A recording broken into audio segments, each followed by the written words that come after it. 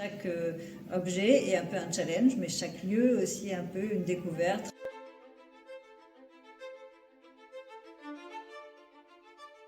Je suis ici à Ville pour une semaine pour m'occuper de ce paravent, qui est un paravent datant du XVIIIe siècle.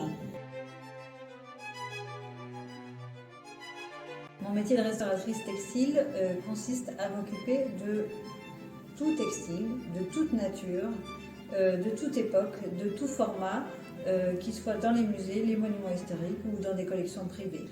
Donc ça peut très bien être un costume, ça peut très bien être une tapisserie, ça peut très bien être une tenture murale.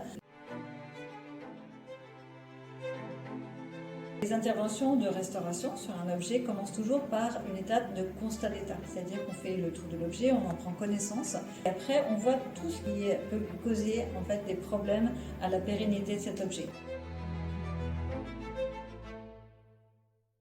Bien sûr, notre premier outil, ce sont nos yeux. Quelquefois aussi des lunettes de précision très chic. Ce sont des loupes qu'on adapte à la vue de notre œil et qui nous permettent de voir vraiment très précisément les dégradations sur les textiles.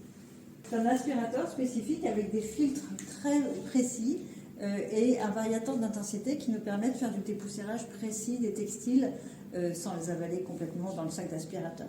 Alors, on a différents embouts qu'on peut mettre au bout de ce manche d'aspirateur. On va utiliser donc un flexible avec différentes brosses de différentes tailles qui va nous permettre d'aller un peu dans tous les petits recoins et puis aussi de pouvoir aspirer d'une façon très locale. On utilise différents types de brosses douces et quelquefois des pinceaux très doux qui nous permettent en fait de dégager la poussière et de la faire aspirer. Un petit outil qui s'appelle un compte-fil et il va nous permettre de regarder très précisément le textile. Et c'est une loupe aussi, et puis qui est graduée ici, et qui nous permet de compter le nombre de fils au centimètre. Ça va nous donner des indications techniques sur l'objet. Des ciseaux, de différentes tailles, de différentes formes, des pinces. On a aussi des petits outils comme ça qui sont parfois donnés par nos dentistes. Il faut suivre une formation. Donc, en fait, j'ai fait ma formation à l'INP, Institut National du Patrimoine, qui forme les restaurateurs. J'ai fait en plus un master de conservation préventive pour savoir comment gérer aussi les objets dans leur ensemble, dans leur collection. Donc il y a bien sûr de la technique, mais il y a aussi de l'histoire de l'art, il y a aussi de l'habilité manuelle. On a surtout besoin de savoir être concentré et d'avoir beaucoup d'attention à ce qu'on va faire et aux gestes qu'on va faire aussi.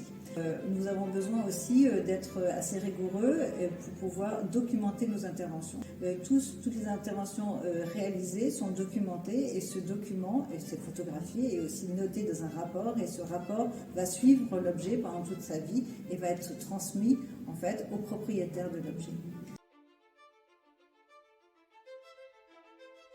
Ma plus grande réalisation, je ne sais pas si je peux parler de ça comme ça, j'ai travaillé bien sûr sur des œuvres immenses et prestigieuses, par exemple la tenture de l'Apocalypse au château d'Angers, qui est la plus grande tapisserie au monde, et sur des objets historiques très intéressants et très anciens, mais quelquefois un objet très commun peut être tout à fait aussi intéressant. Il a la même valeur qu'un objet avec une très grande valeur marchande, par exemple, ou une très grande valeur historique. Donc en fait, chaque objet sur lequel j'ai travaillé est pour moi intéressant et a la même valeur.